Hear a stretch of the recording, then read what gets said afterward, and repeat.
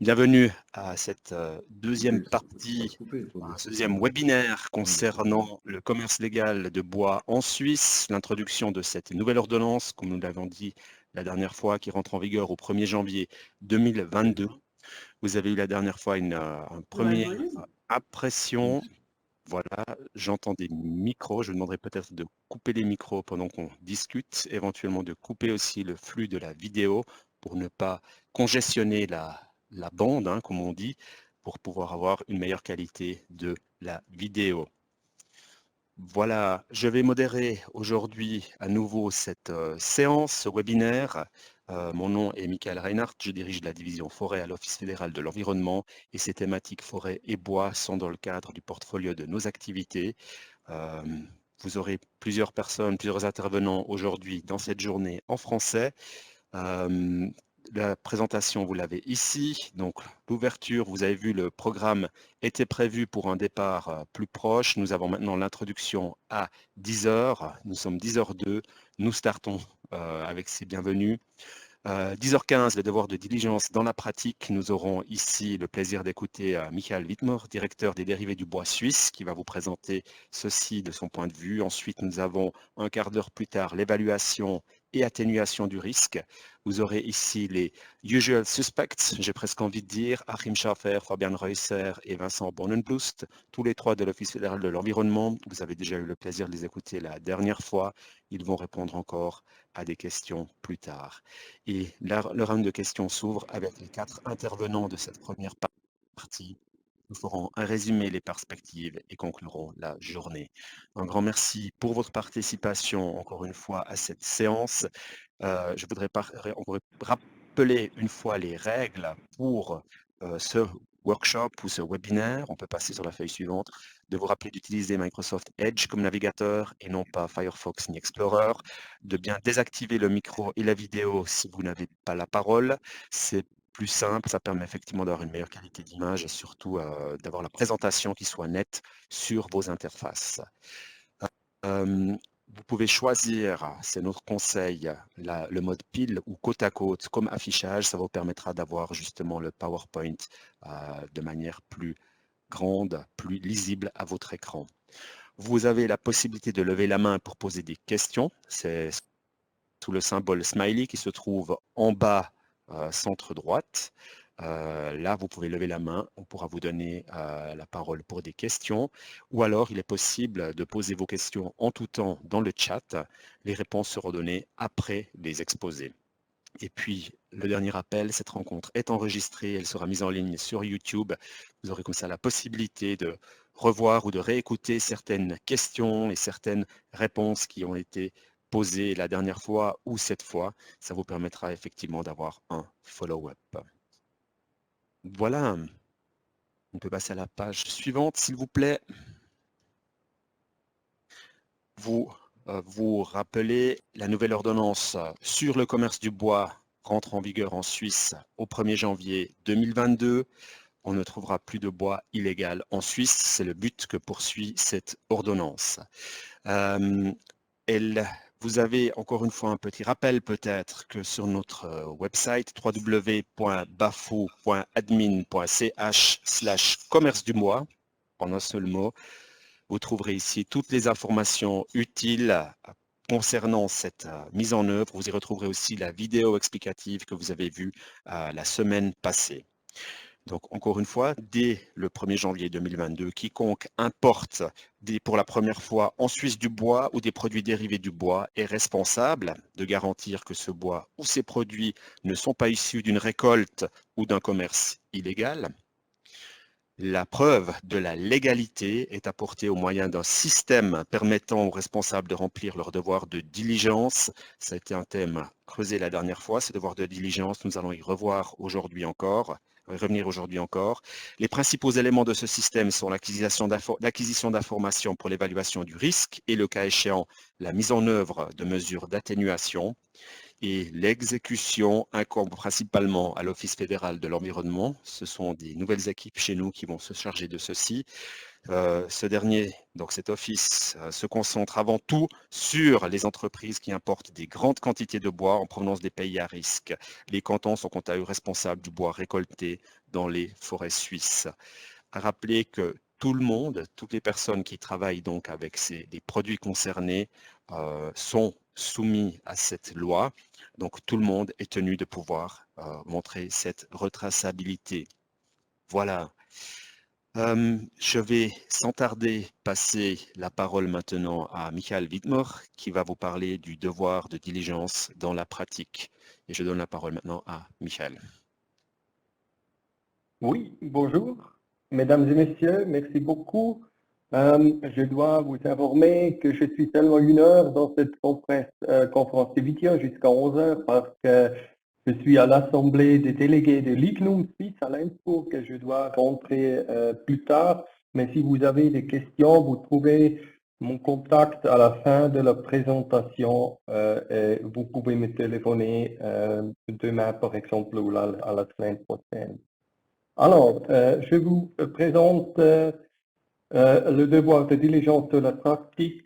Premièrement, peut-être un mot pour moi. Vous pouvez changer la suite, s'il vous plaît, la prochaine. Voilà, moi, je suis Michael Wittmer. Je suis le directeur de l'association dérivée du bois suisse, DBS. Ce sont les commerçants de bois suisses. Et je suis aussi directeur de l'association suisse de rapporterie.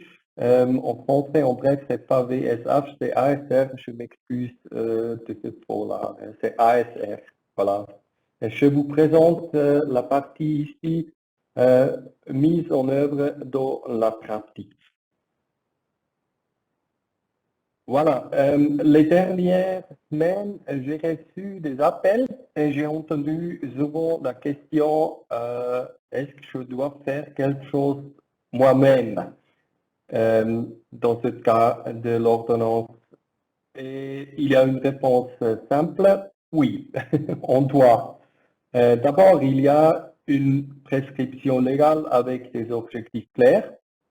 C'est ça. Et deuxièmement, en temps de la branche du bois suisse, nous avons l'objectif d'une reconnaissance mutuelle avec l'Union européenne.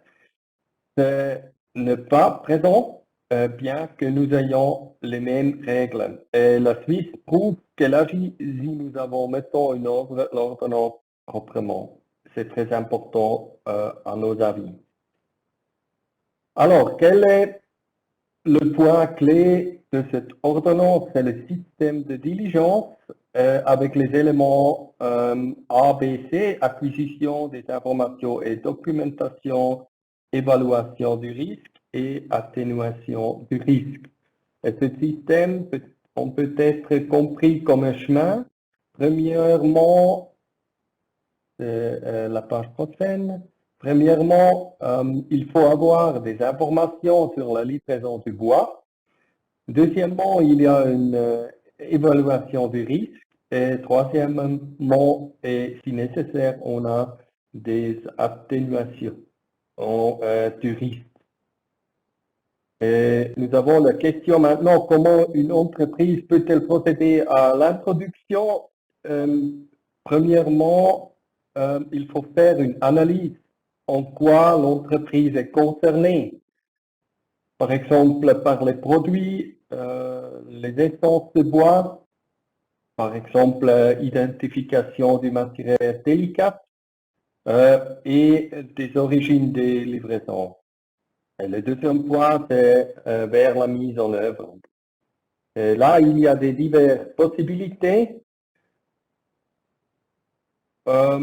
À mettre en place son propre système de diligence et coordonner son système avec des autres entreprises concernées. Et c'est une plateforme comme la solution de l'association dérivée du bois suisse. Nous avons des objectifs, une information claire, un conseil et formation, des processus clairs application simple et exécution rapide. Je vais vous présenter ça un peu plus tard. Si vous choisissez le chemin de mettre en place un propre système de diligence ou coordonner un système avec les entreprises concernées, nous vous recommandons 3 étapes. Il faut vérifier des adaptations internes et organisationnelles. Deuxième point, ce sont les informations et documentations pour les fournisseurs. Et le troisième point, c'est mise en place du système de diligence. Alors, il faut premièrement organiser ou vérifier l'organisation dans les entreprises. Et deuxièmement, il faut informer les fournisseurs quelles informations on doit recevoir au futur. Et en troisième point, mise en place le système de diligence.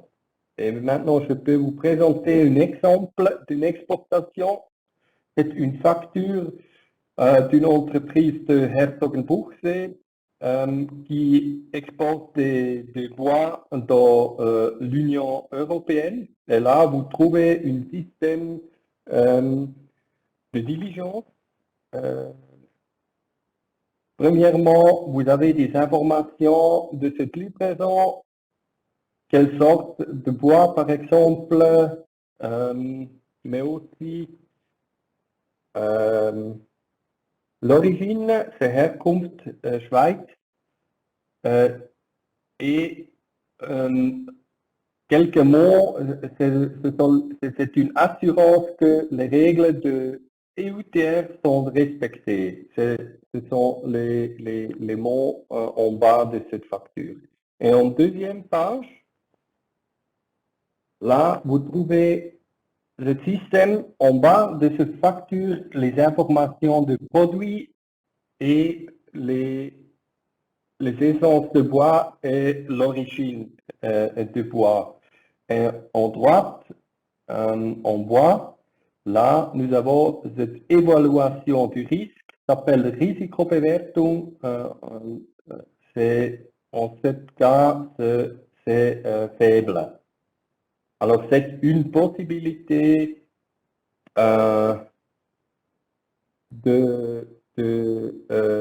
d'avoir une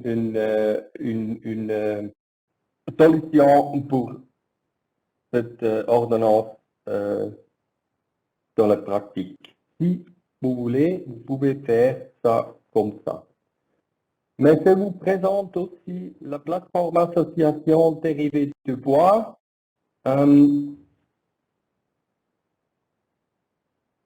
Ce sont des aides lors des processus via une plateforme en ligne. Nous avons ici aussi les informations sur la livraison. Si vous avez cette information de votre fournisseur, vous allez sur le site web pour évaluer les risques. Si les risques sont négligeables, vous recevez un feu vert pour l'achat. Et si vous avez des risques d'illégalité du bois, le programme vous guide à l'atténuation du risque. Sur ce site, les exigences de l'ordonnance ont été déposées, par exemple, l'indice de corruption, par exemple. Voilà. C'est alors une plateforme en ligne qui vous aide de chercher des informations, de faire une évaluation du risque et aussi pour les atténuations du risque. Nous sommes maintenant dans la phase d'avant-projet. Nous cherchons des banques de données aussi et nous avons une évaluation des partenaires pour cette plateforme en ligne. Mais nous allons envoyer des listes de contrôles, pas en fin d'octobre, mais à la semaine prochaine. Là, sur les listes de contrôle, vous trouvez des informations concernant l'adaptation interne et organisationnelle, qu'est-ce qu'on doit faire là? Et il y a une deuxième liste de contrôles pour vous informer qu'est-ce qu'il faut faire concernant l'information et documentation pour les fournisseurs. Et plus tard, on va faire une information de cette plateforme en ligne. Et si vous êtes intéressé à cette information, vous pouvez me contacter. Les associations DBS et ASR proposent un conseil individuel. Vous pouvez me téléphoner, c'est gratuit pour une demi-heure, mais je peux vous envoyer les listes et les informations, bien sûr, gratuit aussi. Alors, prenez contact en cas de besoin. Ce sont les associations DBS et ASR à Zurich. Voilà, vous trouvez aussi là mon numéro de téléphone. Vous pouvez me contacter. Voilà, c'est ça. Merci beaucoup. Voilà, merci beaucoup à Michael Wittmer pour avoir présenté ces éléments de son point de vue. Tous ces contacts que vous avez maintenant devant vous, vous pouvez les revoir très facilement si vous retournez ensuite sur la vidéo sur YouTube. Vous aurez toutes ces données qui seront présentes ici. Voilà, merci beaucoup à Michael Wittmer qui va pouvoir continuer aussi sa séance des délégués. Et nous allons passer maintenant à un autre chapitre qui est celui de l'évaluation et de l'atténuation du risque. Nous avons déjà eu la semaine passée quelques questions à ce sujet. Pour répondre à ce point ou amener des éclairages, je passe la parole maintenant à Vincent Bornenblust. Vincent, tu es bien là. Parfait. Oui, merci Michael. Volontiers, vous pouvez passer déjà sur le slide suivant. Donc on commence ici avec une représentation des principaux éléments du devoir de diligence. Vous reconnaîtrez cette image puisqu'on vous l'a déjà présentée la semaine dernière lors de notre premier webinaire. Et comme déjà précisé par Michael Reinhardt, on va se concentrer aujourd'hui avant tout sur l'évaluation du risque et son atténuation, puisque ce sont les éléments clés du devoir de diligence. Michael Widmer a déjà abordé le sujet, donc je risque de répéter certains aspects, mais on va tenter aujourd'hui d'approfondir le sujet, d'abord du point de vue théorique, et puis ensuite également en moyen d'exemples plus concrets. Vous pouvez revenir sur le slide précédent, s'il vous plaît. Merci. Donc, comme vous le savez déjà, un système de diligence comprend 4 éléments. Vous devez tout d'abord obtenir les informations nécessaires afin d'être en mesure de pouvoir, dans un deuxième temps, effectuer une évaluation du risque. Et selon les cas, vous remarquerez peut-être qu'il vous faut obtenir des informations supplémentaires afin de pouvoir évaluer le risque de manière optimale. Et puis, le cas échéant, prendre des mesures d'atténuation du risque qui s'imposent. Et lorsque vous avez fait cela, vous pourrez à nouveau évaluer le risque, comme symbolisé ici par la flèche qui retourne à l'étape 2. Donc, ai-je effectivement suffisamment réduit le risque? Et dans le cas contraire, il faudra obtenir encore plus d'informations ou prendre des mesures d'atténuation du risque supplémentaires jusqu'à ce que le risque soit rendu négligeable. Voilà, donc on va maintenant regarder ensemble ces 4 éléments plus en détail. Mais avant cela, c'est important de rappeler qu'il ne faut pas oublier de mettre en place une systématique dans l'application de votre devoir de diligence. Donc, toutes les observations qu'on va faire maintenant présupposent que les entreprises ont véritablement la volonté d'être diligentes. Ça signifie qu'on part du principe que vous avez bien organisé et documenté le processus à l'interne de l'entreprise. Peut-être que vous vous souvenez de l'exemple qui vous a été montré la semaine passée avec l'accident de Ferrari dans la neige. Vous devez donc être diligent de manière systématique, muni d'un processus bien rodé, justement afin d'éviter ce genre de situation. Vous pouvez passer au slide suivant, s'il vous plaît. Donc revenons maintenant aux éléments du devoir de diligence. La première étape, c'est la récolte d'informations et l'évaluation de ces informations. Donc l'ordonnance exige que l'opérateur dispose d'un certain nombre d'informations de base. Il s'agit notamment de l'essence du bois et son nom scientifique, le pays où le bois a été récolté, c'est-à-dire le pays d'origine, la quantité et le type de produit, le nom et l'adresse du fournisseur. Donc, ces premières informations, elles servent de base pour une première évaluation du risque. Et vous allez voir qu'en fonction du risque, il vous faudra obtenir des informations supplémentaires. Donc une fois ces informations de base à votre disposition, vous pouvez réfléchir à où pourraient se cacher des risques pour vous, donc identifier les risques. Par exemple, d'où vient le bois, quel est l'indice de corruption du pays en question, y a-t-il des informations quant à l'existence d'activités illégales dans les forêts ou dans la chaîne d'approvisionnement de ce pays, d'où vient mon fournisseur et quelle est la situation du pays en question. Si cette première évaluation vous mène déjà à l'indication que le risque est faible, vous pourrez peut-être conclure que les informations de base recueillies suffisent pour évaluer le risque, comme on verra dans un exemple par la suite. Mais si vous constatez au contraire que qu'il y a des signes problématiques, comme par exemple le fait que l'essence d'armes en question figure sur la liste rouge de l'IUCN, comme ça serait le cas par exemple des acajou d'Afrique du genre Kaya. Dans ce cas, vous devriez vous renseigner davantage sur ces risques qui sont par exemple liés au type de bois. De même, si vous constatez que le bois que vous achetez, récolté ou transformé dans un pays qui est particulièrement touché par la corruption ou par la récolte illégale de bois, vous devrez identifier quels sont les risques concrètement pour vous dans le cas d'espèce. Dans un tel cas, vous ne pourrez pas le faire si vous n'avez pas une vue d'ensemble complète de votre chaîne d'approvisionnement. Donc vous devrez peut-être recueillir des informations supplémentaires concernant cette chaîne d'approvisionnement. C'est seulement de cette manière que vous serez en mesure de définir où dans votre chaîne d'approvisionnement se situent les risques, lors de quelles transactions de la chaîne, et de cette façon être en mesure de spécifier les risques. Il se pourrait que, je suis toujours encore à l'évaluation des risques, merci. Il se pourrait que l'exploitation du type de bois concerné soit interdite dans le pays concerné, ou que l'essence en question soit exploitée au-delà des quantités autorisées dans le pays concerné. Il se pourrait que le transport n'ait pas été autorisé, ou que les quantités n'aient pas été déclarées afin d'éviter de payer des taxes.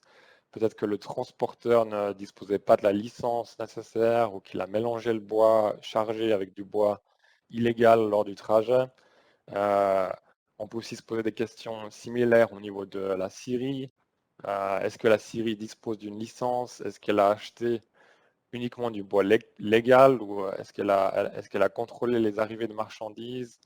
Est-ce que les bois achetés ont été mélangés peut-être avec du bois illégal? Est-ce que la quantité produite correspond à la quantité achetée? Voilà le genre de questions à se poser. Et on peut aussi se poser ce genre de questions au niveau du commerçant qui vous vend le bois. On peut se demander s'il dispose d'une licence éventuellement nécessaire selon la législation applicable. Est-ce que toutes les indications sont correctement fournies? Est-ce que les droits de douane et les impôts ont été payés, etc. Et une fois que vous vous êtes posé toutes ces questions, vous avez obtenu un aperçu global de votre chaîne d'approvisionnement et vous connaissez les risques spécifiques qui y sont liés. Donc à ce moment-là, vous pouvez vous y attaquer à ces risques, et vous y êtes même tenu de le faire en passant justement à l'étape suivante qui est l'atténuation du risque. Alors si vous avez préparé un bon système, vous avez déjà, en principe, déjà réfléchi par avance à cette situation et à ce que vous pouvez faire afin de réduire ces risques. Idéalement, vous pouvez donc, pour ainsi dire, sortir vos mesures d'atténuation du risque de leur tiroir, et vous savez déjà à ce moment-là ce qu'il faut faire. Vous allez éventuellement changer toute la chaîne d'approvisionnement et donc chercher un autre fournisseur. C'est une des manières d'atténuer le risque. Ou alors vous allez chercher une chaîne d'approvisionnement dans laquelle le produit bénéficie d'un certificat délivré par une source crédible, c'est-à-dire des tiers, par exemple les labels FSC ou PEFC. et vous avez aussi vérifié la validité de ces certificats. Ou bien vous décidez de changer un composant de votre produit en usant désormais d'un élément dont l'origine présente un risque moindre par rapport aux composants que vous utilisiez jusqu'à présent. S'il s'agit d'un risque spécifique concernant un certain type de bois, vous pourrez aussi par exemple procéder à une analyse de l'essence du bois pour vérifier que le bois que vous avez acheté correspond bel et bien à l'essence indiquée. Une autre stratégie, ce serait de décider d'atténuer en amont chacun des risques spécifiés, c'est-à-dire de s'attaquer séparément à chacun des risques identifiés au niveau de la récolte, au niveau du transport, au niveau de la scierie, etc. Si vous décidez pour de telles mesures d'atténuation du risque, donc des mesures de contrôle, c'est important de garder à l'esprit qu'il faudra obtenir l'accord de tous vos fournisseurs, puisque le succès des mesures que vous entreprendrez dans ce cadre sera tributaire de la coopération des fournisseurs tout au long de la chaîne d'approvisionnement. Vous ne serez pas en mesure de faire ces contrôles tout seul sans pouvoir coopérer avec les fournisseurs. Et si vous obtenez l'accord des fournisseurs, alors là, vous pouvez effectivement planifier et mettre en œuvre les mesures souhaitées. Vous devez aussi toujours vous demander quelle crédibilité ont les documents ou les mesures que vous avez examinés. Donc vous devez les évaluer. Si les documents que vous avez à disposition viennent d'un pays particulièrement touché par la corruption, il se peut que ce ne soit pas suffisant. Vous devez évaluer si vos mesures ont été efficaces pour atténuer le risque spécifique en question. Peut-être qu'il n'est pas possible d'atténuer le risque au moyen de ces documents et que vous deviez mandater des tiers indépendants qui, eux, vérifieront si les données que vous avez reçues sont effectivement véridiques. Sinon, l'atténuation des risques ne sera pas fiable et donc l'atténuation ne pourra pas être considérée comme efficace. Si vous avez pris toutes les mesures d'atténuation du risque que vous estimiez nécessaires et que vous parvenez à la conclusion lors de votre nouvelle évaluation du risque que le risque est désormais négligeable et que vous avez aussi bien documenté tout ça au moyen de documents fiables qui peuvent l'attester, dans ce cas, vous pourrez finalement mettre sur le marché votre bois ou vos produits dérivés du bois. Donc voilà pour la théorie. On va maintenant voir ces éléments dans le cadre d'études de cas, de façon à ce que vous puissiez aussi avoir une vision plus concrète de comment ces processus se déroulent. Donc je laisse la parole à mes collègues pour ce faire. Voilà, merci Vincent pour cette partie théorique. On reste peut-être plus dans le théorique, mais plus un peu dans le fictif avec des exemples ou des cas d'études que nous avons développés pour essayer de vous esquisser davantage encore ce que ceci représente dans la pratique.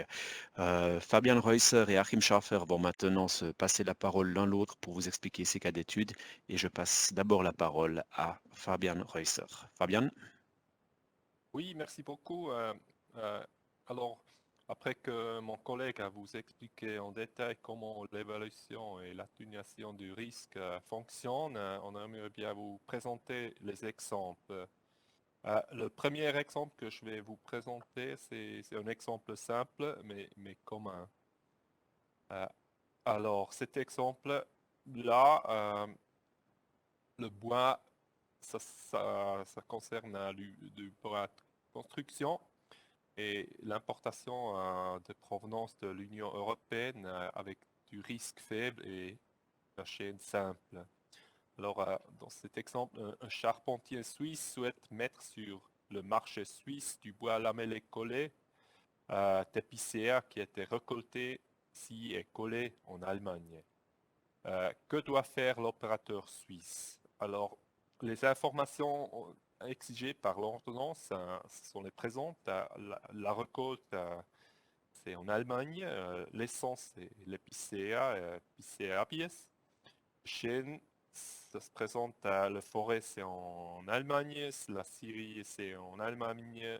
L'usine de bois, la collée, c'est en Allemagne. Et l'artisan, c'est en Suisse. Le fournisseur, c'est l'usine de Bois-la-Mallet-Collet en Allemagne. Alors, les risques possibles ou critères pour l'évaluation du risque d'abattage ou de commerce illégal sont les suivantes.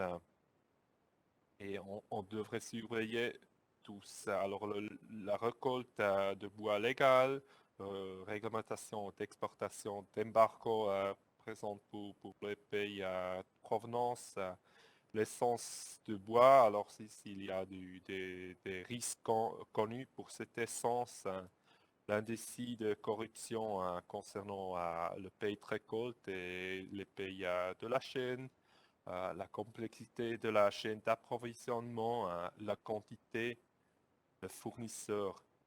Et puis si on regarde tous ces risques en détail avec les informations de base, on constate que le risque est bas parce que l'indice de corruption est beaucoup plus supérieur de valeur de 50. Alors, il ne faut pas attendre que la corruption en Allemagne ou l'indice a une valeur de 80. Alors, et puis des autres risques de l'essence ou d'embargo n'étaient pas identifiés. Et puis, peut arriver à une conclusion que aucune atténuation du risque est nécessaire et l'entreprise peut importer ce bois sans faire plus de atténuation de risque. Alors, ça, c'était un exemple simple et commun, mais la complexité va maintenant augmenter dans les exemples suivants. Je donne maintenant la parole à mon collègue Achim Schaffer pour le prochain exemple.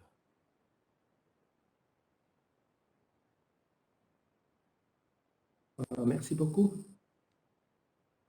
J'espère que vous m'entendez. Parce qu'il y a un problème avant. Alors, le prochain exemple qu'on vous a préparé, cet exemple semble plutôt d'être simple. Première idée. L'exemple, c'est un opérateur suisse souhaite acheter chez un intermédiaire italien un chargement de planches brutes en bois de chêne récolté en Croatie. Que doit faire l'opérateur suisse? Premièrement, c'est clair, il faut collecter les informations nécessaires. C'est la paye du récolte, c'est la Croatie. L'essence, c'est du chêne.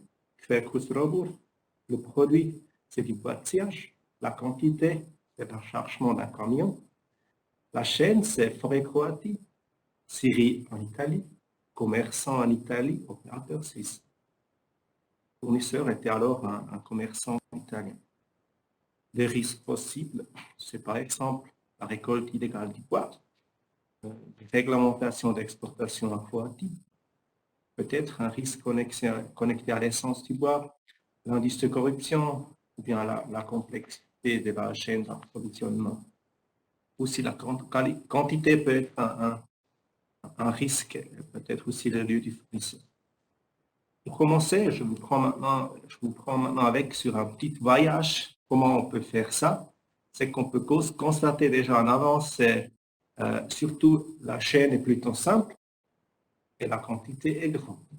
Alors, dans le prochain slide, je vous invite maintenant, je vous dis, n'hésitez pas à aller sur notre site internet, admin.ch/commerce du bois, dans la catégorie devoir de diligence, à bas de page, vous trouvez ces informations complémentaires aussi sur le risque, comme vous le voyez ici. Si vous cherchez maintenant des informations spécifiques, par exemple sur le pays d'origine, le Croatie, pour le prochain page, vous pouvez par exemple trouver l'indice de corruption et vous voyez qu'il est 47 en 2020. Ça veut dire il est sous 50. Ça veut dire on doit être prudent. Ce n'est pas négligeable. Prochaine page, vous pouvez aussi... prochain slide, s'il vous plaît. C'est un autre site que vous trouvez là sur notre site internet. Par exemple, là, vous trouvez des informations supplémentaires sur les interdictions d'exportation. Et là, vous pouvez voir qu'il y a qu'il est interdit d'exporter du bois rond du Croatie. Peut-être que vous pouvez prendre la prochaine slide. Là, on peut lire ça. On voit qu'il y a cette interdiction d'exporter du bois rond. Et là, alors, vous pouvez poser des questions. Mais comment un scierie italien a pu obtenir du bois rond du Croatie? On a déjà à nouveau un feu rouge qui s'allume. Prochaine page, s'il vous plaît. Prochain slide. Parfait. Alors là, vous pouvez dire, ouais, ben, on a déjà eu des feux rouges, alors on veut savoir encore plus. Et par exemple, là, vous pouvez trouver un rapport du FSC pour toute la pays du Croatie qui évaluait le risque pour du bois non certifié. Et là, à gauche, je m'excuse, c'est un petit peu petit, mais vous pouvez voir que les risques se focusent premièrement sur les forêts privées. C'est une bonne source et c'est aussi un aspect que vous pouvez prendre en considération pour le prochain pas. Prochain slide, s'il vous plaît. Alors, on est à nouveau là. On se pose la question, qu'est-ce qu'on peut faire? Qu'est-ce qu'on peut constater maintenant? Ben, il y a une interdiction de l'exportation du bois rond. Alors, on doit poser quelques questions à nos fournisseurs à l'Italie. On sait non plus si la récolte du bois en Croatie était dans des forêts privées. C'est plutôt risquant. Ou bien peut-être c'était dans des forêts publiques. Là, le risque est plus bas. Et puis, il y a aussi la question comment on peut adresser la corruption en Croatie en train d'exporter du bois. Dans ce cas-là, maintenant, si moi dois choisir, je disais, c'est peut-être mieux d'acheter du bois certifié et de vérifier la validité des certificats. C'est une possibilité simple à atténuer le risque pour cette quand même grande livraison. Ça, c'est plus simple. Et puis, je donne la parole maintenant à Fabian pour le prochain exemple. Oui, merci beaucoup Hakim pour cet deuxième exemple avec du bois qui provient de la provenance de l'Union européenne. Maintenant, dans mon exemple, ça devient un peu plus délicat. Pour cet exemple suivant, le bois provient d'un État extérieur de l'Union européenne. Et le bois va être importé par un intermédiaire européen. Alors, cet exemple, un constructeur de bateaux suisse souhaite acheter et mettre sur le marché en Suisse du teck récolté scié en Myanmar, puis importé par un intermédiaire italien. Alors, que doit faire l'opérateur suisse? Alors là, on a de nouveau les informations exigées par l'ordonnance. Le pays de récolte, c'est connu, c'est Myanmar. L'essence est teck, Tectona grandis. Le chêne se présente comment suivante. Le forêt, c'est Myanmar. Le transport, c'est en Myanmar. Puis on a un intermédiaire en Myanmar. Et puis la Syrie en Myanmar. Et une deuxième intermédiaire en Myanmar et puis encore aussi un intermédiaire en Italie et après l'artisan en Suisse. Le fournisseur, c'est aussi connu, c'est l'intermédiaire en Italie. Alors, les risques possibles ou critères pour l'évaluation du risque d'abattage ou de commerce illégal sont les suivants. Est-ce que le récolte du bois est légal? Est-ce qu'on a respecté les réglementations d'exportation où il existe des embargos? Est-ce qu'il y a des risques sur l'essence? Comment se présente l'indice de corruption dans toute la chaîne ou le pays de récolte? comment présente la complexité de la chaîne d'approvisionnement, quelle est la quantité et puis est-ce que le fournisseur est connu. Alors, on peut après faire l'évaluation du risque. On constate la récolte du bois légal au Myanmar est très élevé. Alors, le risque pour une grande part du bois qui vient du Myanmar, il n'est pas possible de remonter jusqu'à la récolte. Alors, c'est pas si facile de connaître, de savoir où était le bois récolté. Et puis, on sait que depuis 2001 à 2020, le Myanmar a perdu un équivalent de terroirs suisses en surface forestière. Alors, il y a une grande déforestation dans ce pays et le pays présente le taux de déforestation le plus élevé du monde. Puis, il y a analyse des autorités européennes qui ont adopté une déclaration à ce sujet. Elle conclut qu'une atténuation du risque pour le Myanmar, ce n'est pas possible. Puis, on trouve on sait qu'il y a des réglementations d'exportation, il existe des embargos. Alors, l'Union européenne a un embargo pour le bois provient de Myanmar. Puis, on sait que le pays est politiquement instable. Je vous rappelle le coup d'État militaire en février 2020 et ça crée aussi un certain risque pour tout l'abattage et commerce du bois illégal. Oui, une interdiction d'exportation du bois rond est en vigueur.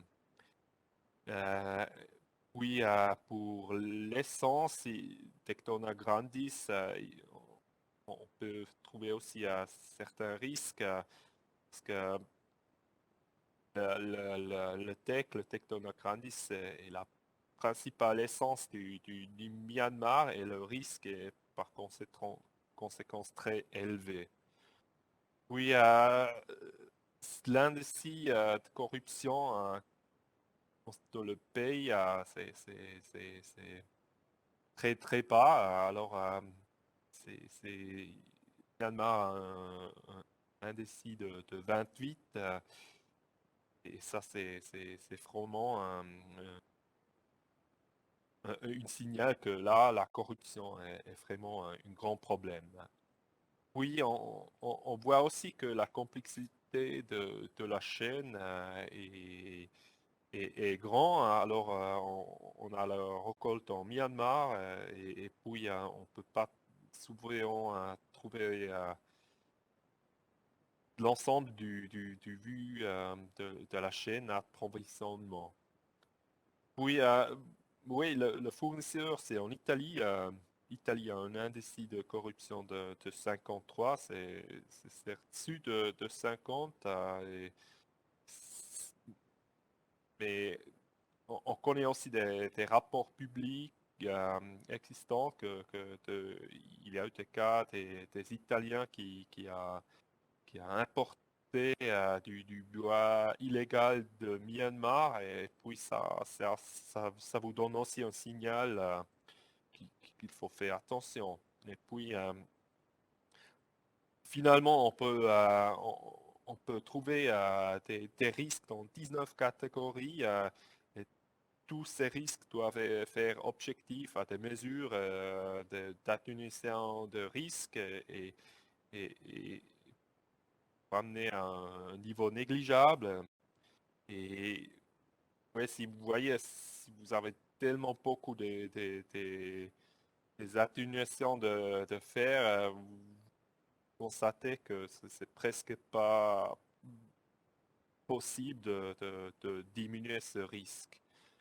Mais vous pensez quand même, ouais, l'intermédiaire, c'est en italien lui-même et il devrait déjà lui-même observer les risques à cause de cette réglementation de bois européenne, mais vous êtes quand même obligé de appliquer cette nouvelle diligence. Et vous devrez être sûr que le bois que vous achetez, ça provient du d'abattage et commerce légal. Alors, comme ça, vous arrivez à une conclusion, l'atténuation du risque, c'est presque impossible. Il faut trouver une autre essence et un autre pays d'origine pour le bois que vous voulez utiliser pour fabriquer votre bâton. Alors, c'était le troisième exemple. Je donne maintenant la parole à mon collègue pour le quatrième exemple. Merci beaucoup. Ouais. Prochaine slide, s'il vous plaît. Ouais. Parfait. Alors, on vous a préparé encore un autre exemple. Premièrement, exemple simple, mais la chaîne est complexe. Alors, l'exemple, c'est un opérateur suisse souhaite acheter à un intermédiaire chinois des tables prêtes à l'emploi en noyer massif provient des États-Unis. Alors, qu'est-ce qu'on sait? Les informations exigées, c'est la récolte, c'est aux États-Unis. L'essence, c'est du noyer, du Glanz nigra. La chaîne, c'est forêt aux États-Unis. Syrie en Chine, fabricant des meubles en Chine, exportateur chinois, opérateur suisse. Le fournisseur était un exportateur chinois. Le risque possible, récolte du bois illégal, réglementation d'exportation, essence, qualité et quantité, ou bien lieu, ou bien pays du fournisseur. Qu'est-ce qu'on peut constater? Surtout la récolte de bois semble être pas de problème parce que les États-Unis, ils n'ont pas un risque de corruption, un risque faible. Il n'y a non plus de réglementation d'exportation pour le noyer des États-Unis. Pour l'essence, non plus, on connaît des risques. Mais on a la Chine qui est très complexe. C'est un premier feu rouge qu'on peut remarquer. En plus, la plus partie de la chaîne est en Chine où l'indice de corruption est seulement 42. Ça veut dire qu'il y a de nombreux emplois en Chine avec des risques. Les risques dans la chaîne en Chine peuvent être, par exemple, la mélange avec des autres importations provient des autres pays, ou bien des impôts peut-être qui ne sont pas payés, ou bien des entités dans la chaîne qui n'ont pas de titre légal, des fausses indications de quantité, par exemple à l'exportation. Il y a beaucoup de points là où on peut trouver des risques en Chine. Comment maintenant on peut diminuer ces risques dans la chaîne? Sur les portées que je vous ai montré avant, vous pouvez trouver beaucoup d'informations. Par exemple, aussi un guide pour la Chine sur lequel il figure tous les documents conformes au commerce du bois légal en Chine. Ça veut dire que vous pouvez trouver des forêts chinois ou bien des scieries chinois ou bien des producteurs de meubles chinois pour la transportation du bois en Chine, pour l'exportation du bois en Chine. Vous pouvez trouver les documents qui doivent être présents et puis vous pouvez poser la question quel de ces documents vous avez besoin pour adresser les risques que vous avez identifiés.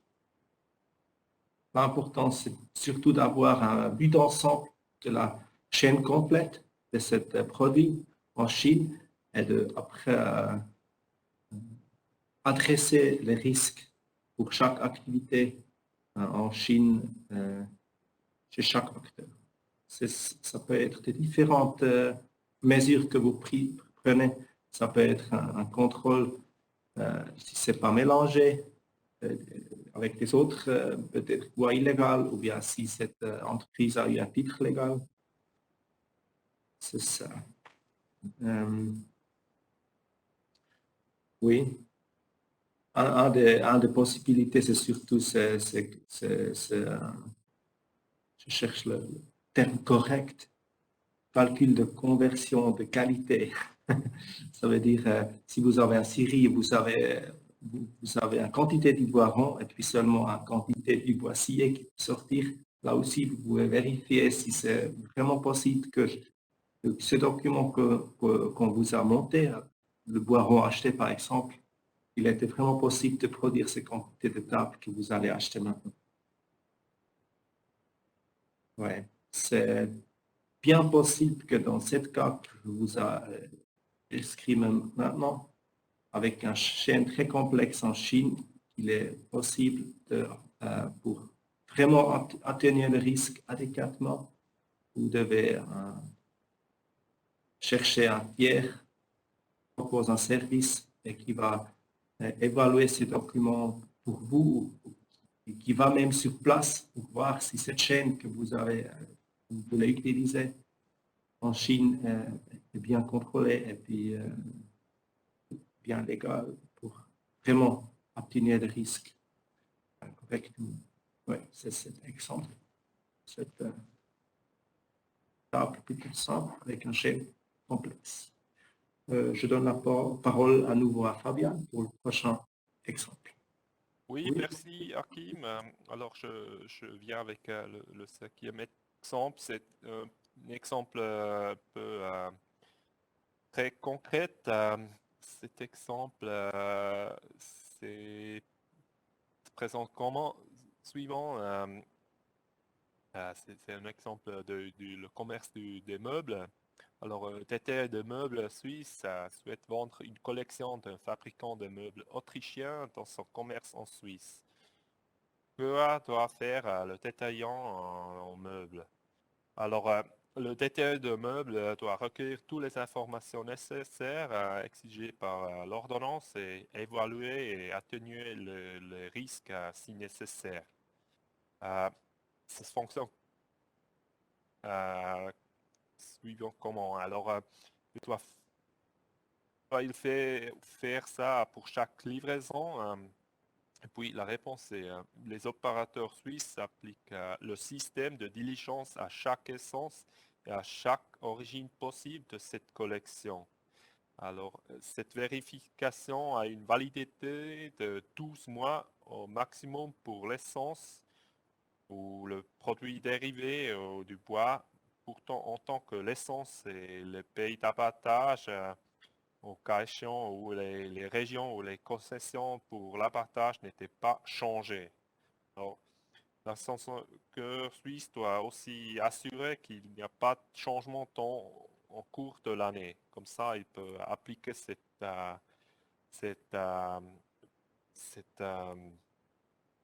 diligence pour un an, et s'il y a des changements, ils doivent faire de nouveau analyser les nouvelles informations, et s'il y a certains risques dans avec cette nouvelle situation, ils devraient atténuer le risque si nécessaire. Ça, c'était le dernier exemple. Je vais donner maintenant la parole à Reinhard.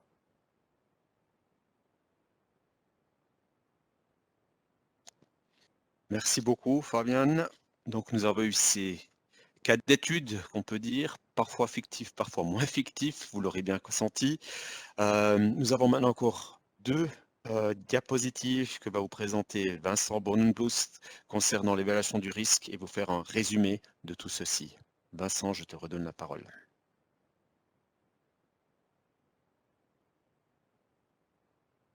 Merci, Michael. Voilà, donc voilà pour les exemples. J'espère que ça vous a permis d'obtenir une vision plus concrète de ce qu'implique votre devoir de diligence. Et puis, ouais, comme Michael a dit, je vais maintenant résumer ces deux éléments principaux du devoir de diligence que sont l'évaluation et l'atténuation du risque. L'important, c'est que vous essayez d'identifier les risques. Vous recueillez tout d'abord les informations de base nécessaires et vous regardez quel est le risque. S'il est bas, vous pouvez en rester là, mais s'il est haut, vous devez recueillir des informations supplémentaires pour être en mesure d'identifier ces risques plus avant. Vous devez donc vous demander de quel type de risque il s'agit. Par exemple, s'il s'agit de mélange de bois qui pourrait comprendre du bois illégal, à quel moment de la chaîne d'approvisionnement et aussi à quel moment de la chaîne d'approvisionnement ce risque intervient. Et vous devez réfléchir à quels éléments vous auriez besoin afin d'exclure l'existence de ces risques. C'est ce qu'on appelle spécifier les risques. C'est grâce aux résultats de ce travail de recherche que les mesures que vous prendrez lors de la prochaine étape seront appropriées et efficaces.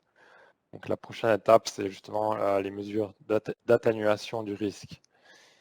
Volontiers le slide suivant, s'il vous plaît.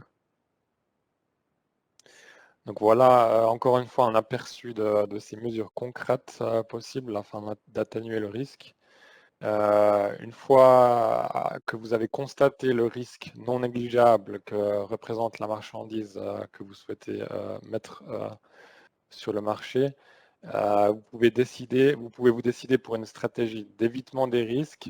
C'est celle qui est représentée ici en bleu clair en haut.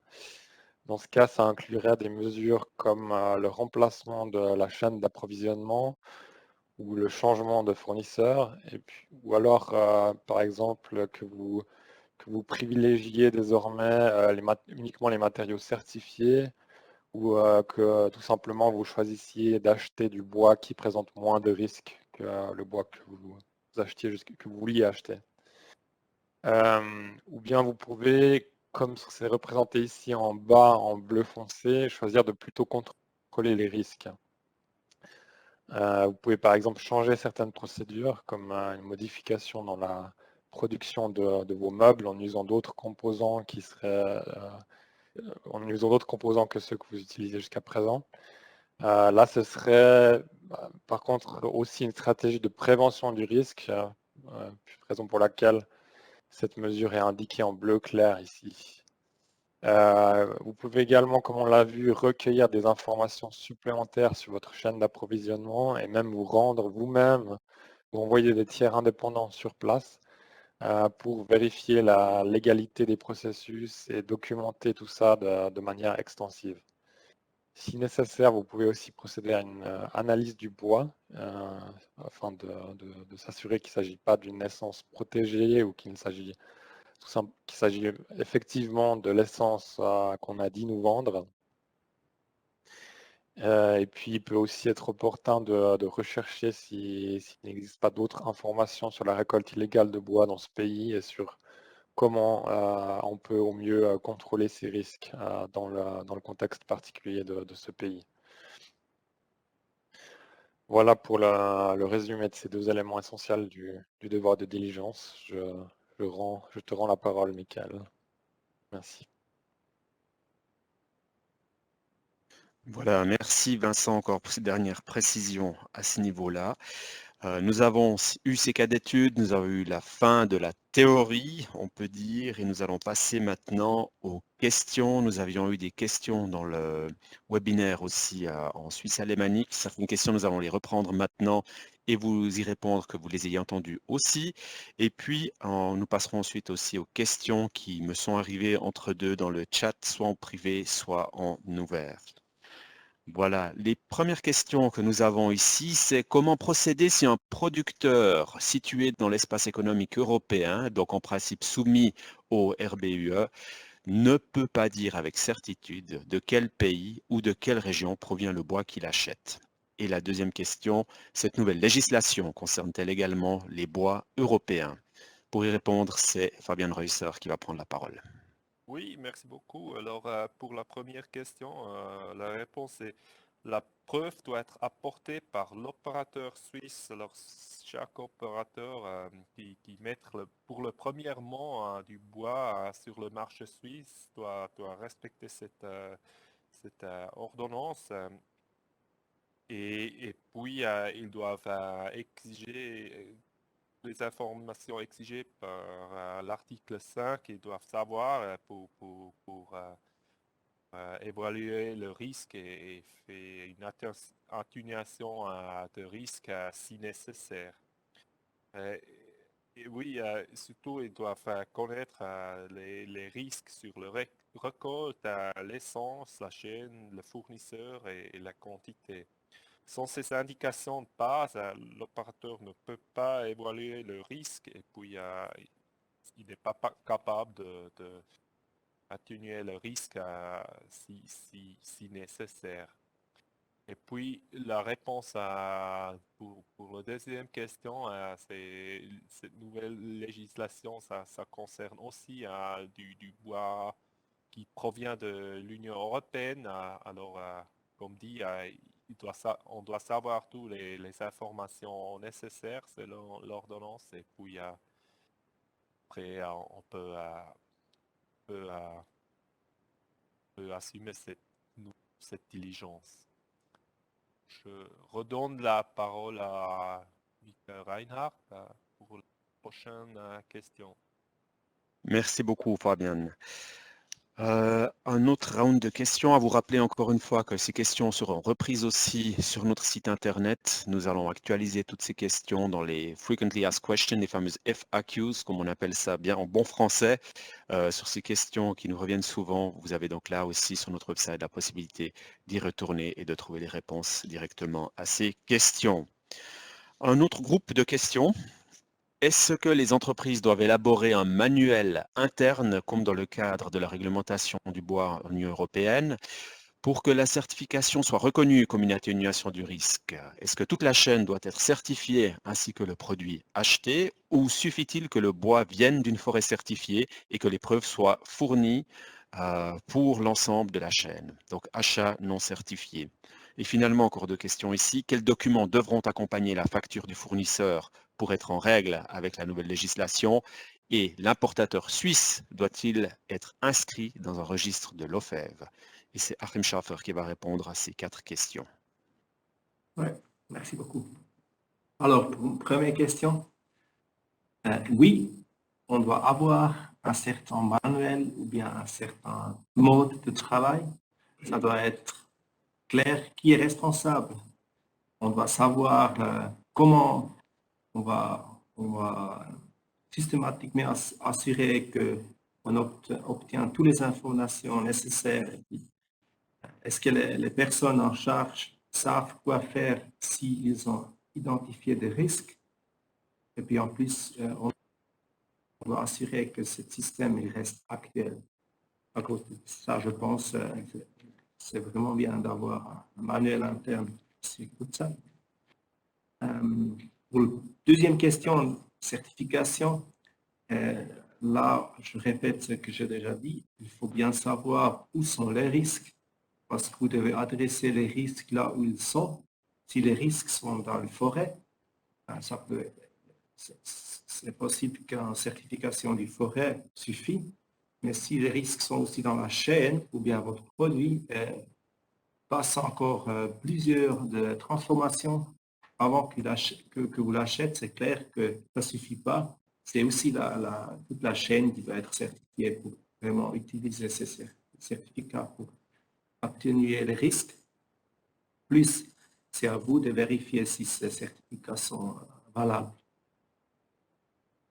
Pour le troisième point, quels documents devront accompagner la facture? Il n'y a pas de réponse finale. C'est clair que si vous allez acheter du bois, vous devez vous poser la question, est-ce que vous recevez toutes les informations nécessaires que vous avez besoin sur la paye de récolte du bois, l'essence du bois, la chaîne, l'approvisionnement, le lieu du fournisseur et quelle quantité vous avez. Comme ça, vous avez un premier stock des informations que vous avez nécessaires pour faire votre première évaluation du risque. Et puis, dépendant du risque, vous avez peut-être besoin encore plus. Pour la dernière questions? Il n'y a pas de registre chez nous. On ne doit pas inscrire dans un registre chez l'OFEF. Mais c'est clair, l'OFEF peut identifier chaque importateur en train de demander la douane. Et puis, à cause de ça, ça ne fait pas de sens de faire un registre en Suisse. C'est déjà une dernière question de moi. Je redonne la parole à Mika. Merci beaucoup, Achim. On continue dans ce round de questions. On peut passer à la diapositive 45, s'il vous plaît. Voilà, on revient en arrière, 45, ça allait trop vite, merci. Quelle procédure faut-il appliquer concernant le numéro douanier 47 06 92 00, pâte de bois ou d'autres filières fibreuses cellulosiques, chimiques, hormis le bambou, bois, etc. Par exemple, la cellulose d'avoine qui ne contient pas de bois mais entre dans le champ d'application. C'est un cas qui est survenu en Allemagne.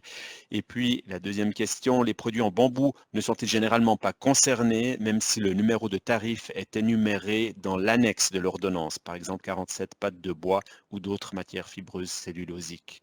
Et là, c'est une question à caractère juridique. Je la passe à Vincent, s'il te plaît. Merci, Michael.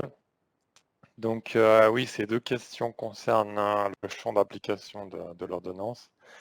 Et l'article 2 de l'ordonnance précise que l'ordonnance s'applique au bois et aux produits dérivés du bois qui figurent à l'annexe 1 de l'ordonnance. Et l'annexe 1 de l'ordonnance, c'est une liste de numéros de tarifs des douanes qui inclut effectivement notamment le numéro 47 06 9200. Mais l'important, c'est que cette liste de tarifs de douane, il faut la lire en ayant en tête le fait que cette nouvelle législation concerne le bois. Donc les produits inclus dans les tarifs douaniers de l'annexe qui ne sont pas du bois n'entrent pas dans le champ d'application de l'ordonnance.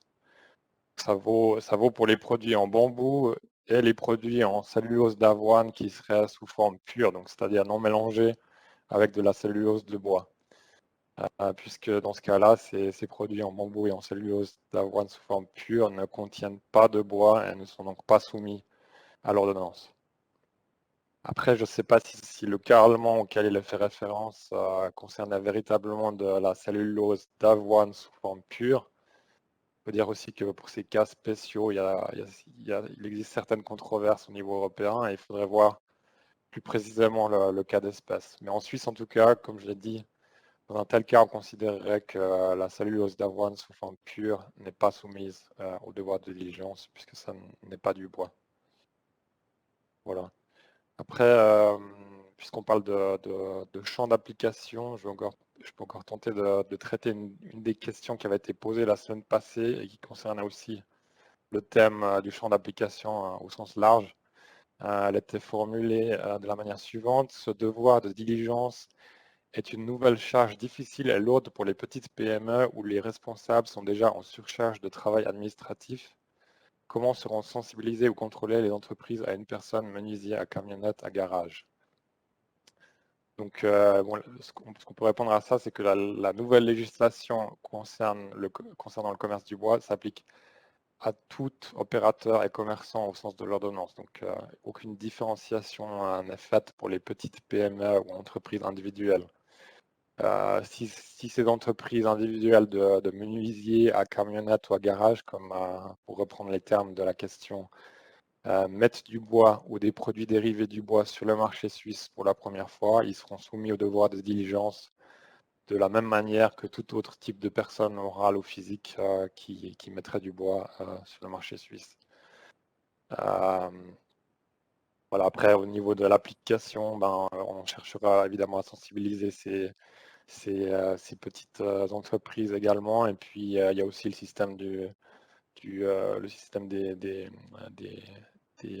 organes d'inspection qui peuvent aussi aider éventuellement ce genre d'entreprise. Voilà, je ne sais pas si j'ai répondu à la question. Sinon, si la personne qui avait posé la question peut volontiers préciser son propos si ce n'était pas ce à quoi elle faisait référence. Voilà, merci Vincent encore pour cette précision. Donc à mon menuiserie, petite quantité, tout le monde est astreint et tout le monde peut être contrôlé. Peut-être encore pour résumer ici sur ce point-là. Voilà, ceci c'était les questions que nous avions préparées, que nous avions reçues au préalable. Et je regarde dans le chat, j'ai reçu une question concernant tout au départ les essences de bois. Avez-vous fait des statistiques chez les consommateurs finaux de savoir quelle est l'importance de connaître pour eux le nom scientifique des essences de bois? Pour répondre à cette question, je vais passer la parole à Achim Schaffer. Non, on ne l'a pas fait. Mais, ce qu'on peut dire, hein, dans cette connexion qu'on discute maintenant pour cette nouvelle ordonnance, l'interdiction du bois illégal, il est bien important de savoir le nom scientifique. Il sert dans ce cas pas vraiment aux consommateurs, mais à vous, pour assurer que toutes les mesures que vous prenez, par exemple, pour obtenir un risque qui est attaqué à une essence, sont correctes. Si vous ne connaissez pas le nom scientifique, par exemple, vous ne pouvez pas être sûr que si ce n'est pas vraiment une essence qui est peut-être sur un liste rouge pour les espaces qui sont en danger d'être exposés. Weißt du, das Ausrottung. Je m'excuse. Ausrotten, non, weißt du, ausrotten. Vernichten. Éradiquer, je m'excuse. Les modifier. Ça veut dire que le nom scientifique est vraiment important. Pour le consommateur, c'est une autre question qui est plutôt par rapport à l'ordonnance sur la déclaration du bois au consommateur. C'est clair que là, se pose la question à quoi ça sert le nom scientifique. Mais là aussi, pour savoir si un état est censé protéger, à la fin, il faut savoir le nom scientifique.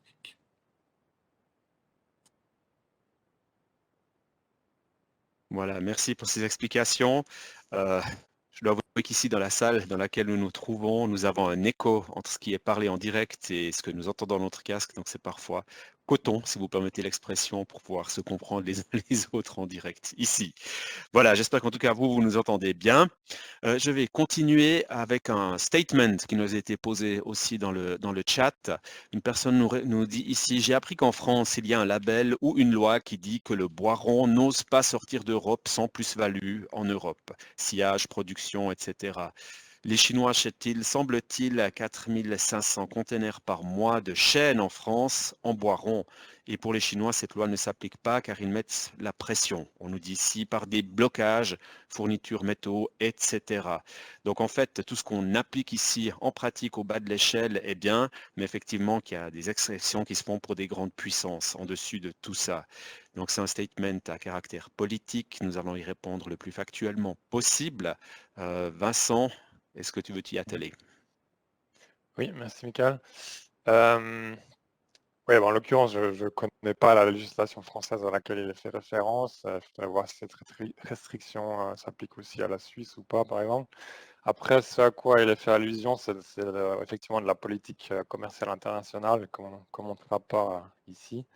Mais le fait est que l'IUTR est l'ordonnance sur le bois suisse qui fait partie de ce système, a un véritable effet contre la déforestation. Et donc même au bas de l'échelle, comme vous dites, dans la question, votre respect du devoir de diligence en tant qu'opérateur contribue à atteindre ce but environnemental. Et ça, c'est aussi rendu possible grâce à l'importance économique de l'Union européenne. Si tous les opérateurs européens, dont vous-même, font preuve de diligence, ça a une influence sur les fournisseurs dans le monde qui ne veulent pas renoncer à leur accès au grand marché européen. Donc, c'est ça qui est le plus important à mon sens.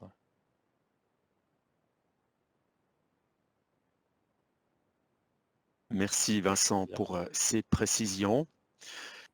J'ai pas eu d'autres réactions dans le chat. C'est encore l'occasion maintenant pour vous d'en poser. Si vous nous posiez ces questions et que nous ne pouvions pas y répondre maintenant, nous le ferions aussi dans le cadre de nos FAQ sur le site internet. Je vais peut-être attendre encore une minute pour voir si des questions se sont formulées ou se formulent actuellement.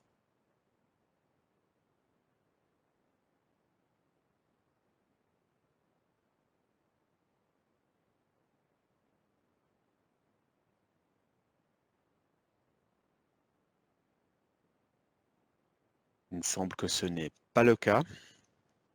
Dans ce cas-là, je vais passer à la page 46, s'il vous plaît. Voilà, donc nous avons eu aujourd'hui cette deuxième partie de ce webinaire. Nous avons discuté de différents points ici. Aujourd'hui, sur ce devoir de diligence, nous avons parlé d'obtenir des informations, le devoir dans ce cadre-là d'évaluer le risque, la question d'obtenir éventuellement des informations supplémentaires, et tout ceci nous amène à une atténuation du risque. Donc plusieurs loupes, qu'on nous représente très bien le graphique, sont possibles ici pour arriver de l'obtention de l'information jusqu'à l'atténuation du risque. Il y a donc différents moyens d'y arriver.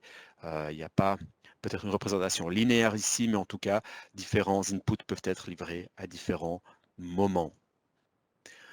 Je passerai à la feuille suivante, s'il vous plaît. Voilà, pour en arriver à la conclusion, j'aimerais encore une fois vous rappeler que nous avons sur notre site internet une réponse à une grande partie de vos questions, d'autres questions qui nous arriveraient encore via email par exemple, ou dans le cadre des effets, on va dire, subséquents de ce webinaire. Tout ceci va être activé sur notre site web, sur les FAQs, et puis vous pouvez vous maintenir informé de ce qui se passe en vous abonnant à notre newsletter.